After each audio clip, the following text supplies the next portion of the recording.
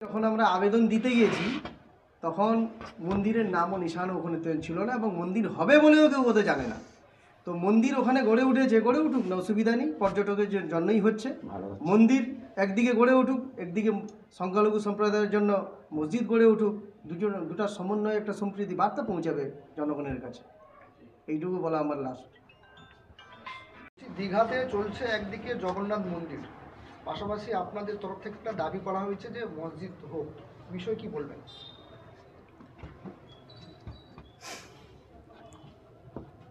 মন্দির সম্পর্কে যে কথাটা বললেন ওটা আমাদের কাছে প্রশ্ন নয়। দীঘাতে বিভিন্ন পর্যটকরা আসেন এবং এলাকার মধ্যে একটা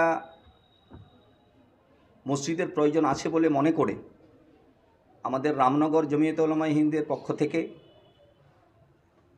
2012 সাল থেকে নিয়ে মৌলানা নজরুল সাহেব, যিনি আমাদের রাজ্য কমিটির সাধারণ সম্পাদক, উনি ব্যবস্থা গ্রহণ করেছিলেন। অনেক কাগজপত্র জমা হয়েছে, জেলায়ও জমা হয়েছে, এমনকি রাজ্যেও জমা দেওয়া হয়েছিল, নবান্নেও পর্যন্ত পৌঁছে গিয়েছিল। হঠাৎ করে গত 1 বছর আগে আমাদের সিএম মমতা বন্দ্যোপাধ্যায় উনি এসেছিলেন দীঘাতে।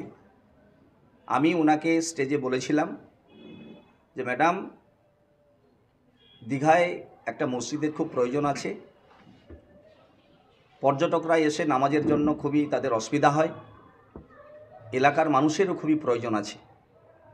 তখন উনি আমাকে বললেন যে আমি ডিএমকে বলে দিচ্ছি, তুমি গিয়ে দেখা করবে।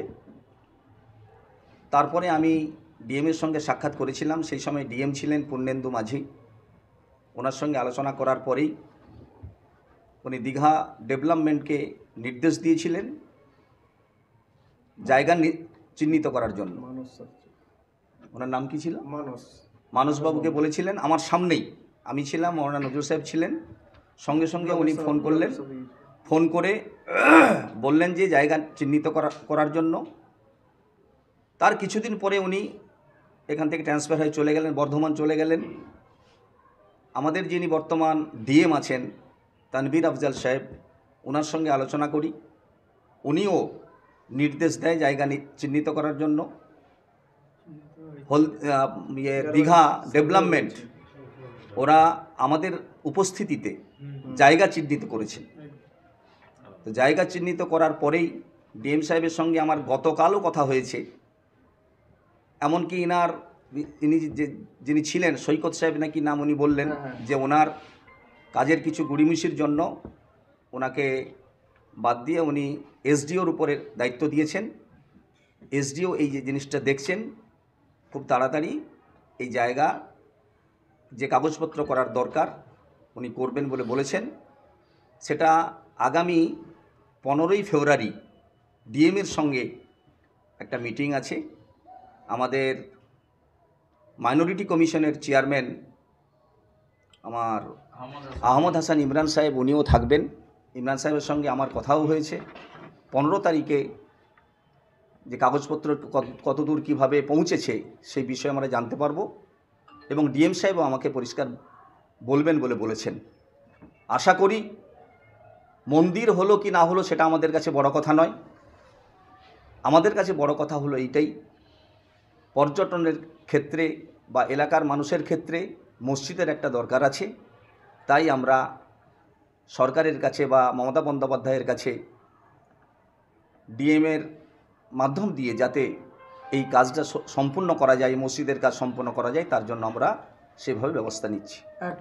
নির্দেশক্রমে রাজ্য জমিয়তে উলামায়ে হিন্দ আগামী 9ই ফেব্রুয়ারি শুক্রবার জ্ঞানব্যাপী মসজিদকে সামনে রেখে হাইকোর্ট যে রায় দিয়েছে এরই প্রতিবাদে আগামী 9 তারিখ কলকাতার মহামিছিলের ডাক দিয়েছেন রাজ্য জমিয়তে উলামায়ে হিন্দের পক্ষ থেকে।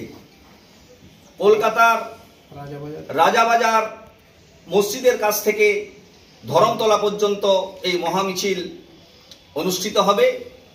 আমরা পূর্ব মেদিনীপুর জেলা জমিয়তে উলামায়ে হিন্দের পক্ষ থেকে এই সিদ্ধান্ত নিচ্ছি প্রতিটা ব্লক থেকে 100 করে মিনিমাম 100 করে লোক যেন আমরা নিয়ে যেতে পারি, তার জন্য আমরা সবাই ব্যবস্থা নেব।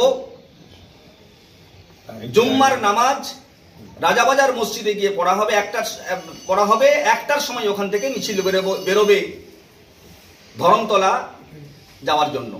এইটাই আমাদের জেলা থেকে সিদ্ধান্ত নেওয়া হলো।